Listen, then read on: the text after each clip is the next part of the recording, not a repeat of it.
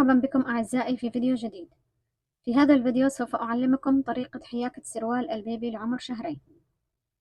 بدأت ب80 غرزة. سوف أقسم الغرز على 3 إبر. الآن بعد أن قسمنا الغرز نبدأ بحياكة أسطر غرز أمام.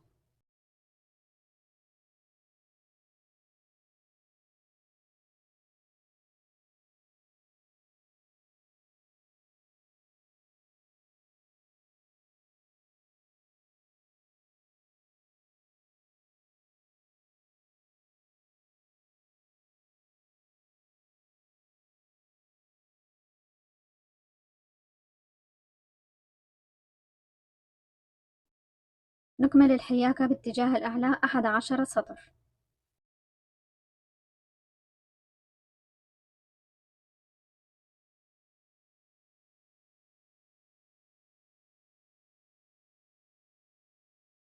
السطر ال12 يكون سطر غرز خلف.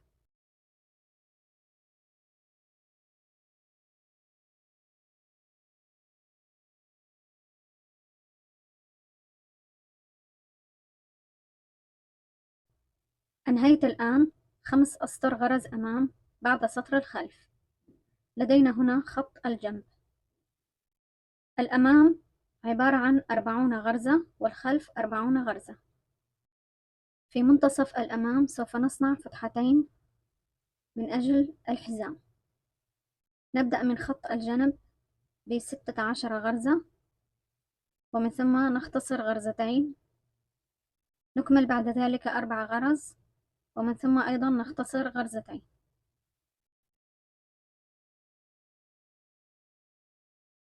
إذن نحن الآن في الوسط. نبدأ بحياكة 3 غرز. الآن نختصر غرزتين.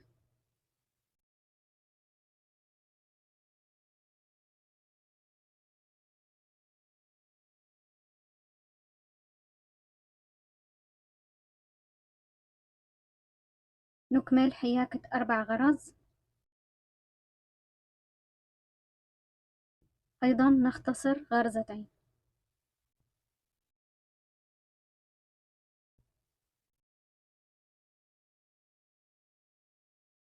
نكمل الآن 16 غرزة لنصل لخط الجنب.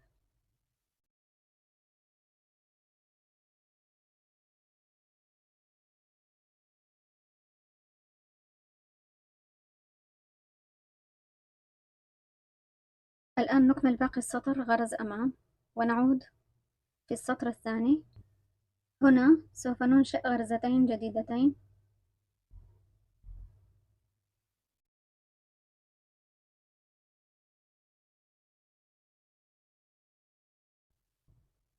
نكمل الآن حياكة 4 غرز أمام.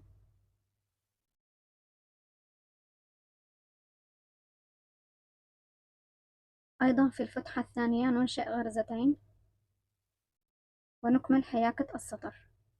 ننهي الآن 5 أسطر غرز أمام.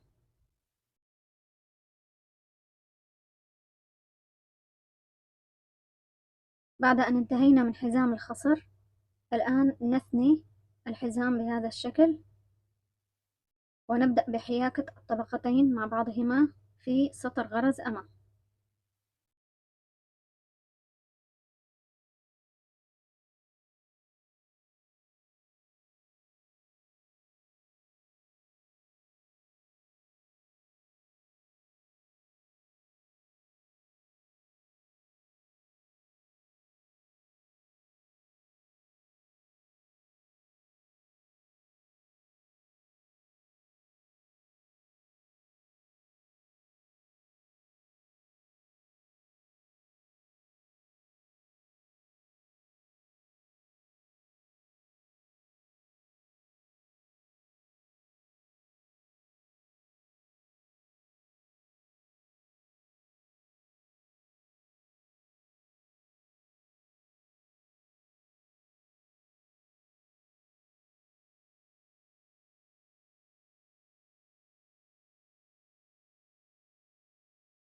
انتهينا الآن من إغلاق الخصر. لدينا 80 غرزة. سوف نقوم بالزيادة. بعد كل غرزتين نضيف غرزة ليصبح العدد 120 غرزة.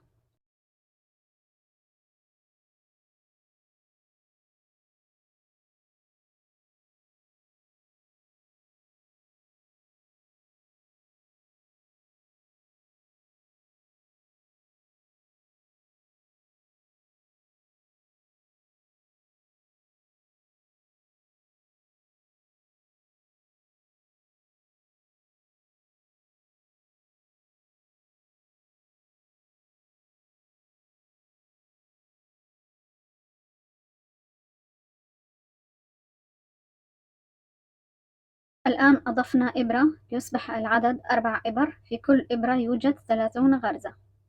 نبدأ الآن بتقسيم النمط. نبدأ أولاً بغرزة خلف، ومن ثم اختصار 3 غرز في غرزة واحدة.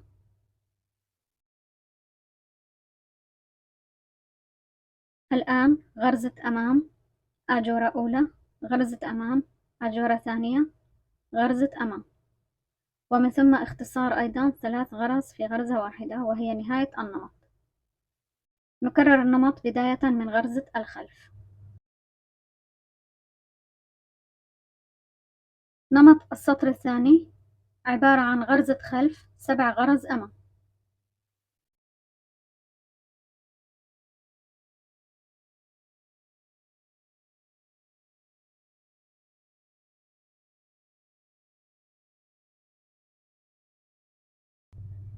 ننتقل الآن إلى السطر الثالث كما هو موضح في الباترون.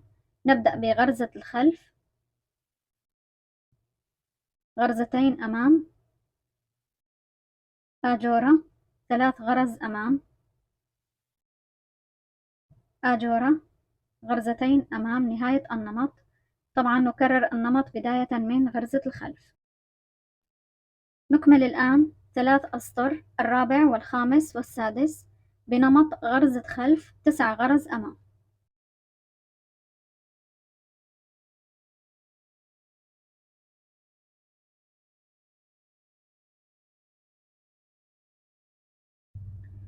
بهذا نكون قد انتهينا من النمط الأول. نكرر الآن حياكة النمط من السطر الأول.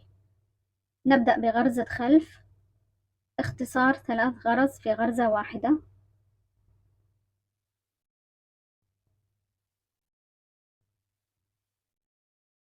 غرزة أمام، آجورة أولى، غرزة أمام، آجورة ثانية، غرزة أمام. الآن اختصار أيضا 3 غرز في غرزة واحدة. بهذا الشكل نكمل باقي الأنماط. أنهينا الآن 1 2 3 4 5 6 أنماط. طبعا السطر الأخير هو عبارة عن بداية النمط السابع. نقسم السروال الآن إلى كمين، قسمين، كل قسم مؤلف من 48 غرزة. هنا خط الوسط من الخلف، وهنا خط الوسط من الأمام. سوف نبدأ الآن بحياكة أسطر غرز أمام لكل كم على حدة. نبدأ بالكم الأول،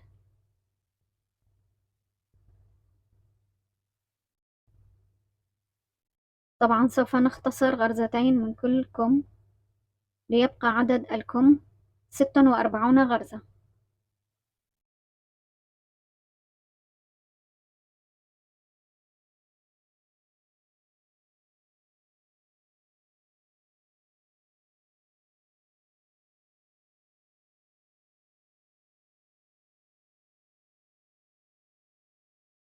الآن آخر غرزة في هذه الإبرة وأول غرزة في الإبرة المقابلة سوف نضعهما في ماركر ليبقى عدد الغرز في الكم الواحد كما قلنا سابقا 46 غرزة.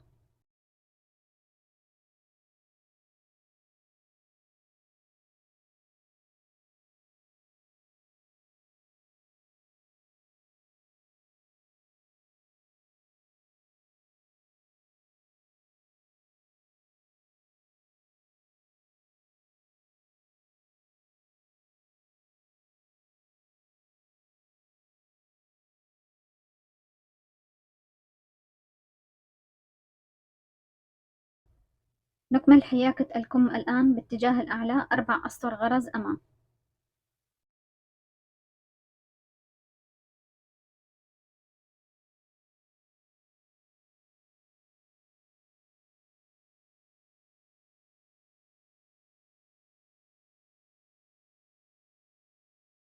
الآن في السطر الخامس نبدأ باختصار غرزتين في غرزة واحدة، آجورة، نكرر اختصار غرزتين، آجورة. بهذا الشكل نكمل باقي السطر.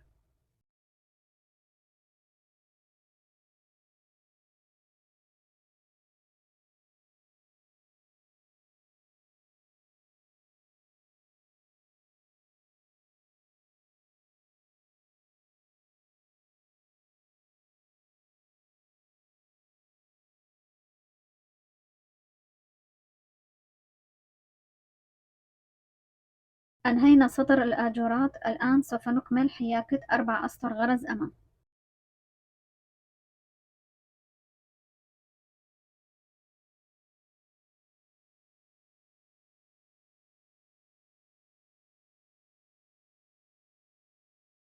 نغلق الآن الكم بغرزة التقفيل ونكون قد انتهينا من الكم الأول.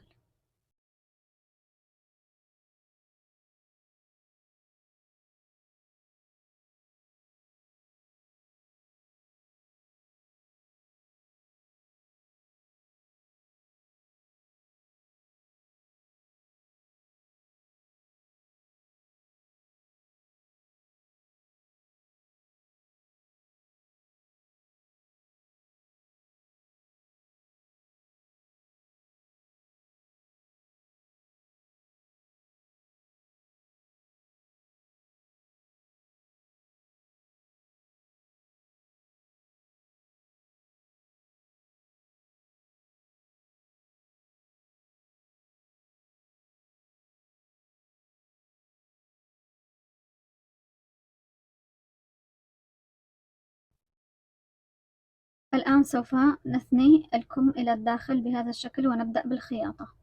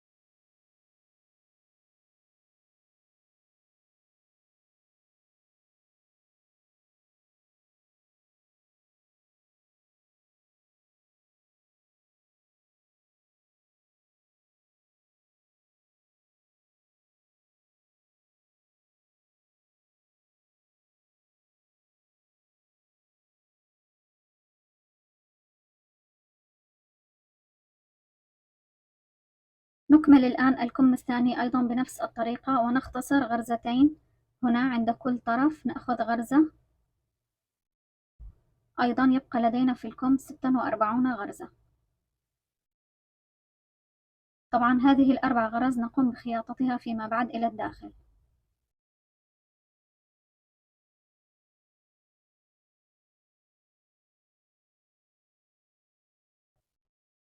نبدأ الآن بحياكة البريم، وهو الحزام الذي سوف يوضع على الخصر.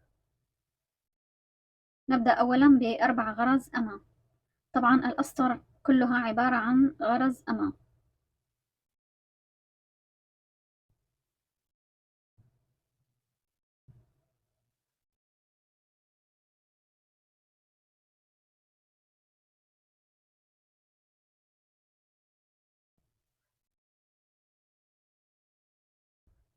طبعا سوف تحاك بهذه الطريقة.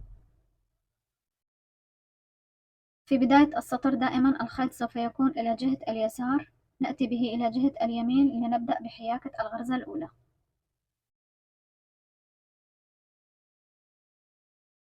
طبعا يجب أن تكون الإبر مفتوحة من كلا الطرفين بهذا الشكل. نسحبها إلى الجهة الثانية ونبدأ من بداية السطر.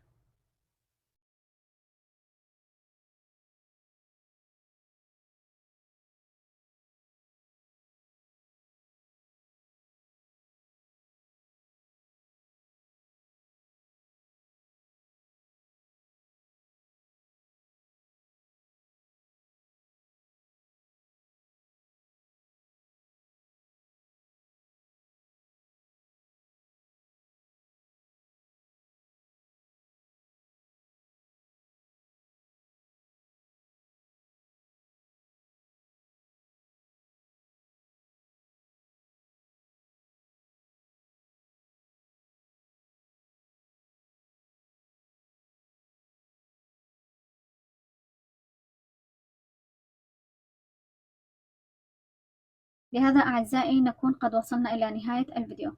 انتظروني في الفيديو القادم، سوف نتعلم طريقة حياكة القبعة. أشكركم على حسن المتابعة، إلى اللقاء.